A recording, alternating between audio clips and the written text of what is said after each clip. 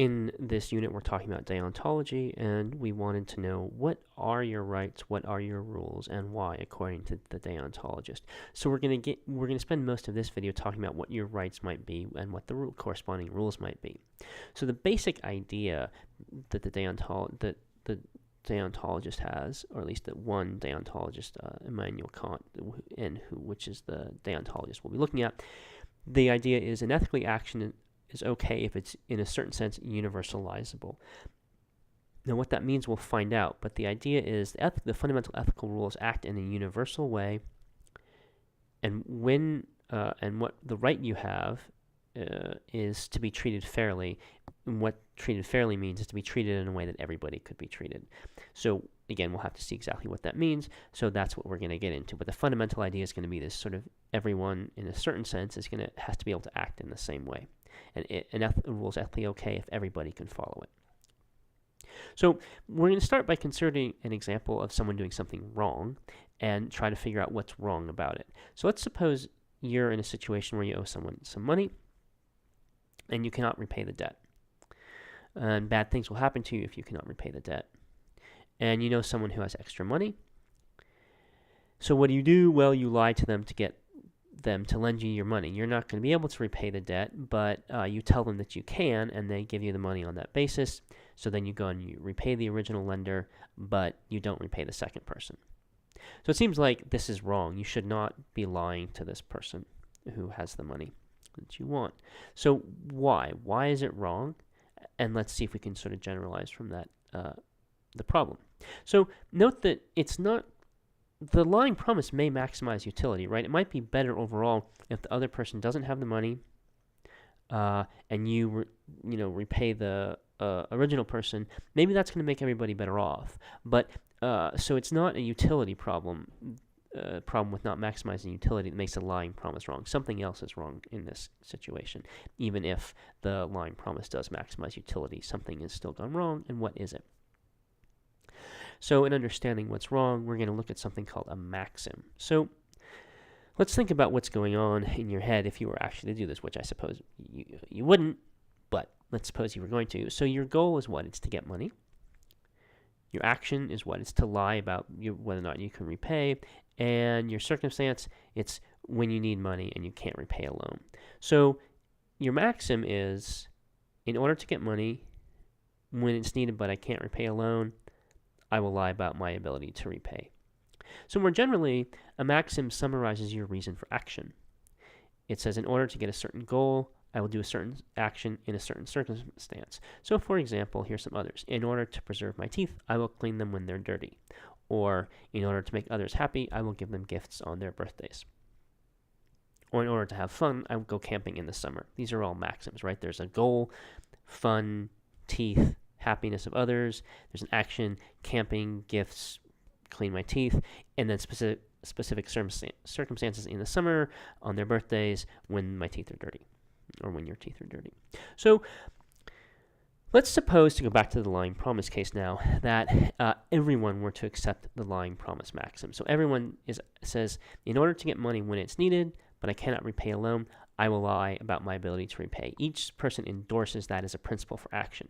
They may not actually lie because either they may not need money or they may be able to repay, or who knows, maybe there's some other action they choose to do instead. But they all say, yes, that is a way that I am in that circumstance. If I'm in that circumstance and I have that goal, that's what I will do. So what would happen if everybody accepted this promise maxim? Well, everybody would be making lying promises in those situations, but that would mean that those claims would be untrustworthy, and so no one would trust them anymore, right? If everybody's lying about a certain subject, then you can't tell whether or not which people are telling the truth and which people aren't, then you're not going to trust anybody else's claims about that subject.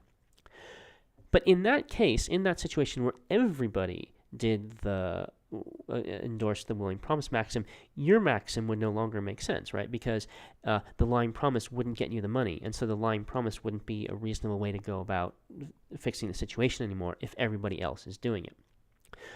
So what we can say is this, that your action, you're accepting the maxim, is incompatible with everyone else's accepting the maxim. If you cannot rationally accept the maxim if everybody else does. If everyone else accepts the maxim, it doesn't make sense for you to do that anymore because your action won't work. Yeah. So if we universalize, we can ask what happens when everybody does this. Okay, and then we can ask more specifically, given that everybody else is accepting this maxim, does it make sense for you to accept the maxim or not? So a universalizable maxim is yes. Let's suppose everyone else were to accept the maxim, it would still be reasonable for me to accept the maxim as well.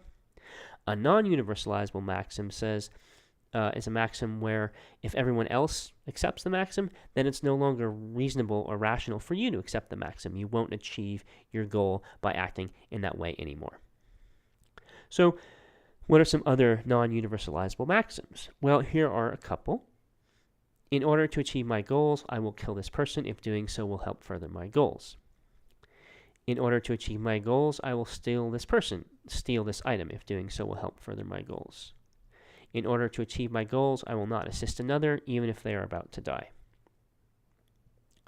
So all of these are arguably non-universalizable. Why? Well, they take advantage of other people. So suppose that everybody adopted the murder maxim. Each person says, in order to achieve my goals, I will kill another person if doing so will help me get my goals. Well, that's a really super, super violent world. In that world, you're no longer safe, and you cannot, in general, conduct yourself,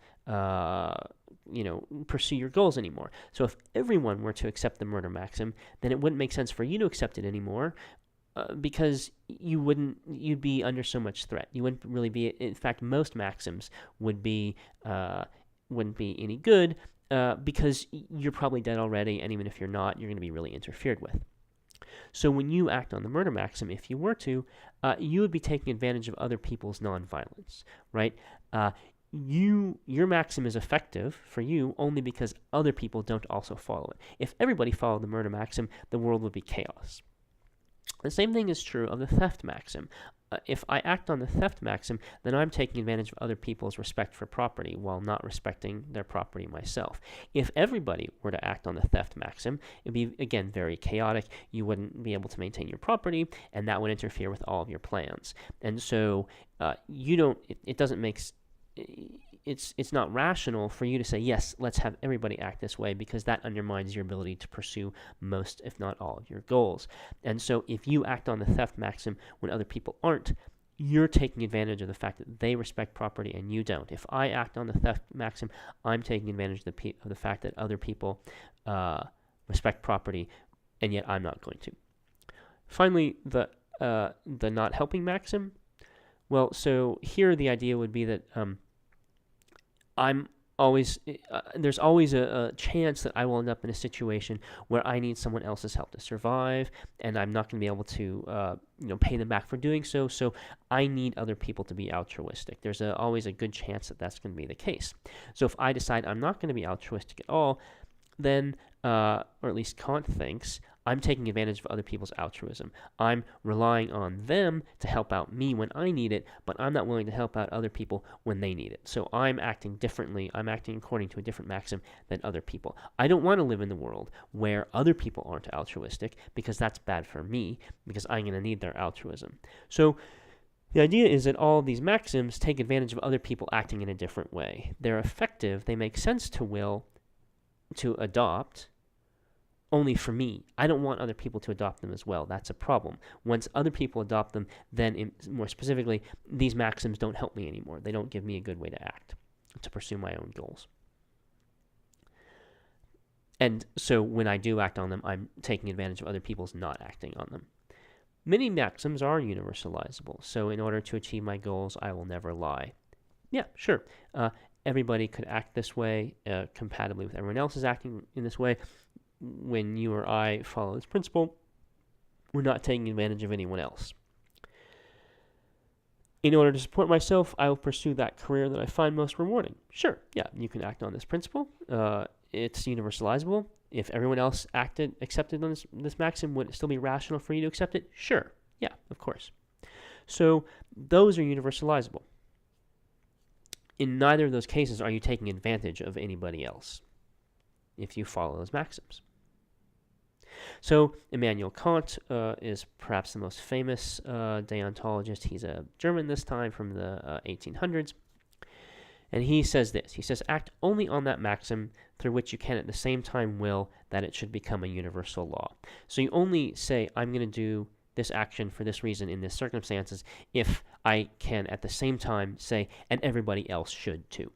If I can't say both those things, then I shouldn't act on the maxim, because then if I do accept the maxim, I'm at the same time saying, oh, but everybody else don't act the way I'm acting, and then I'm taking advantage of their not acting in that way. This is called the categorical imperative, and I'm just going to briefly explain why. An imperative is a command that says, do this, and Kant says, do this, act in this way, act on universalizable maxims. It's categorical because it says do it no matter what. It doesn't say do it if you want this or if you want that. Kant says always act on this. Whatever your maxim may be, it must be universalizable no matter what. So it's categorical. So we have this, what's called the universal law formulation of the categorical imperative, which we've just seen, but to make sure we get it, act only on that maxim, which you can at the same time will to become a universal law. So the key idea here is that a morally okay maxim is a universalizable maxim. Being morally okay or ethically okay and being universalizable, those coincide on Kant's view. So there's some issues for universalizability that we might raise. We might wonder, well, okay, are we really clear about which maxims are universalizable and which ones aren't? There's some tricky issues there. We might wonder, are all universalizable maxims, are they all morally okay? And vice versa, are all non-universalizable maxims morally bad?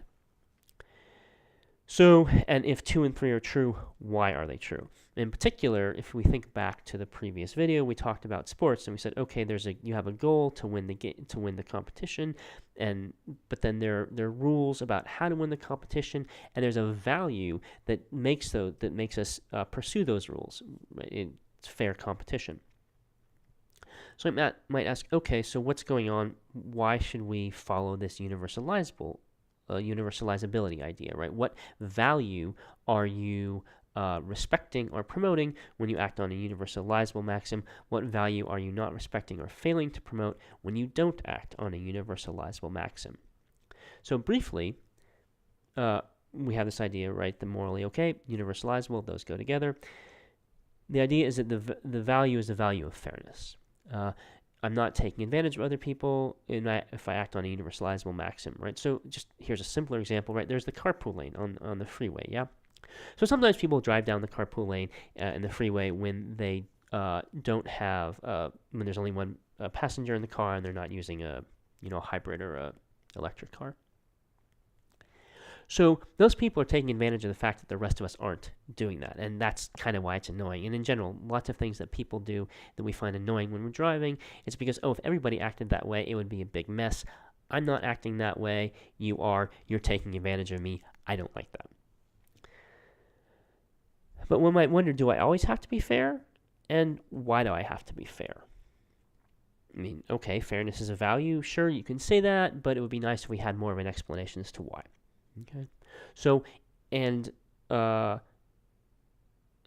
one might also ask, does fairness exhaust all morality, or is there more to morality than fairness? So we'll be looking in the next video at more about the grounds for the universalizability maxim, why it might be an important maxim to follow. It seems intuitive that it is, but can we say more about why?